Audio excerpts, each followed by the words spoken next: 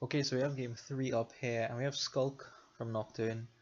It gives people hexes, which you'll see some of them come up in the game. And when you gain it, you gain a gold, something I didn't consider until later. So Sauna Avanto is on the board, so that looks pretty important, but I don't really want to open with a Sauna Silver thing. I would like to do something a little bit different and then go for the Sauna. So my hope is to open Swindler Silver, get a counterfeit, then buy the Sauna. So I expected to hit something like 5 and 4 on this shuffle. My opponent, he actually goes for the Sauna and Silver opening. I knocked the Sauna out of his deck and I give him a Skulk. I didn't want to give him the potion because that actually can be useful for picking up some Saunas, Avantos, and other things as well. Witches are not terrible here, even though you could trash them with the Sauna Avanto thing. Like if you get the curses in before they have the Sauna Avanto thing up, they're useful. Anyways, we just pressure saunas until they're done. This is one of the hexes here. If you don't know, this one actually hurt me, prevented me from hitting 5. This is crazy. This is crazy. I was upset when this happened. I pitched the Swindler here because I will use this opportunity to get silver into the deck. I believe this will be my second silver, so a bit more targets, a bit easier to line up Sona and silver. And I get a trash a copper too, which is why I didn't play the Swindler instead. So the thinner deck, slightly thinner deck, helps with that situation. 4, I go for a Skulk here myself because I want the gold really. I don't care for the Skulk, honestly. I want the gold. I could probably get rid of the Skulk by trashing it with Sona Avanto later. So I guess in this game you kinda pay $4 for a gold in a way. And if you get to play the Skulk, well, great. You know, you might get to hurt your opponent, slow him down a little bit. Anyway, so we were pressuring the Saunas before, now we are pressuring the Avantos. My opponent now has a Swindler as well, so I have to watch out for that. He didn't pick up one on the opening, but he got one a bit later.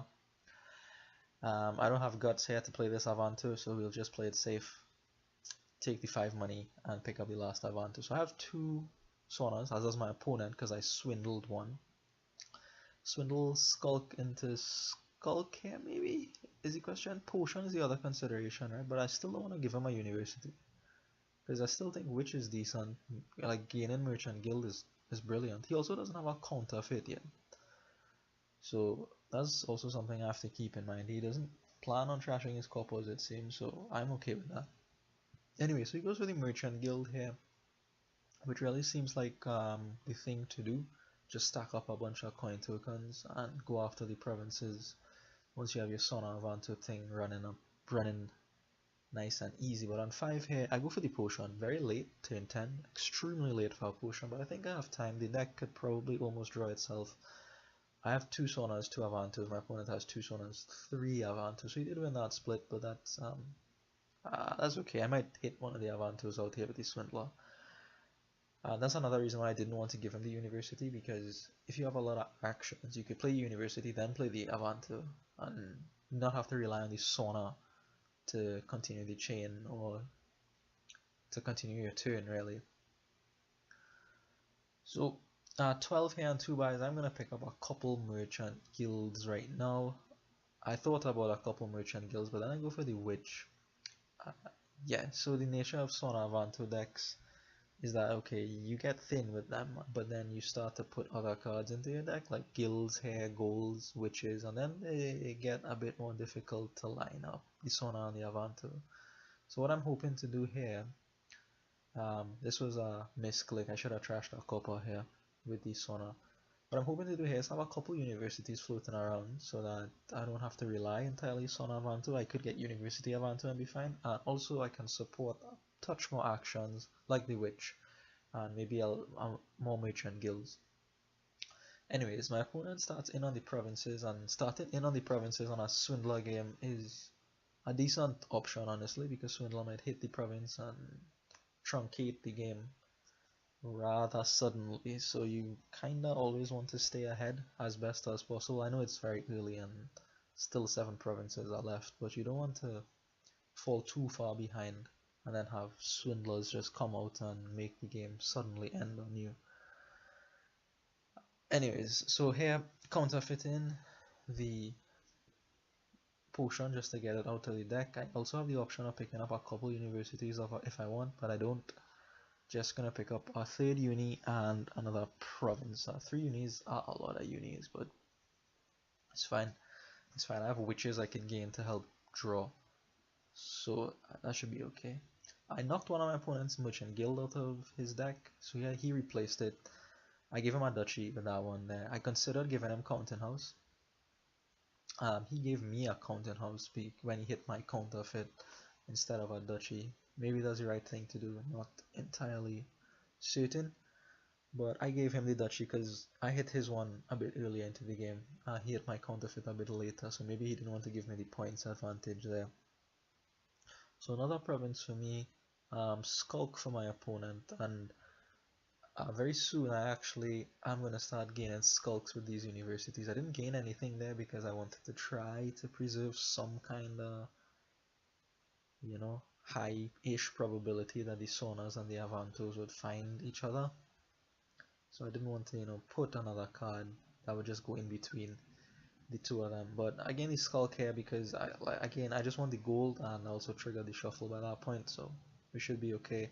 I don't have enough actions to play everything here, so I hold back on the Swindler. The coin tokens are way too valuable. I have 3 right now to my opponent's nil, and I will make sure and pick up lots and lots of coin tokens here. That coin token buffer should do me very well in an end game here, especially when I also have the opportunity to trash these coppers out of my deck. So I do pick up 1 province, 1 copper, giving me a total of 4 coin tokens. I have a stack of 6. That's pretty good. That's pretty good. I should be able to hit at least a province a turn from here on out, and that puts me in a decent position for the end game. Hitting 16 for double province, kinda difficult honestly, because you also need to see your source of plus buy, which is Skulk or Merchant Guild here. Not guaranteed to happen all the time. So I hit my opponent's Swana real good. I give him the potion now, way too late for him to be picking up universities, so there I feel comfortable doing it. Dip into my bank and pick up another province. He buys another duchy. He now has 1 coin token in the bank, but I will be able to steer this game to victory by emptying the province pile then. Now just liberal gaining of the skulks for the golds really. I don't care about the skulk necessarily. There's another hex if you like. So just like the boons, they're minor nuisances to your opponent, but if you play a lot of them, maybe they could add up their effect. I don't know. Here, I'm definitely going to use all 3 buys to get back all the coin tokens I spent here, leaving me with 5 in the bank for the last 2 provinces. We're looking decent shape here. I already have province in hand, right, and I can gain a couple more coin tokens back to buy the next one. So here, of the 3 terminals, the guild goes into play because, like I mentioned, I can recover some coin tokens. So I'll be sitting at 3 coin tokens going into my next turn with just 1 province to buy. As that's decent. So here, even if I needed to get a duchy or something, I could have here, but I'm not going to spend the coin tokens, just holding out for the province at this point. My lead is big enough that I don't have to worry about buying a duchy or anything, and this hand here gets me to 8 for the win. So not really sure how it is I came out on top here. The curses, I put 5 curses into my opponent's deck, so I imagine that slowed him down. He didn't manage to trash all of it. We stuck with the limitations of a Sona Avanto deck, and well, what can you do, right? Anyways, thank you for watching, and I'll see you in the next one.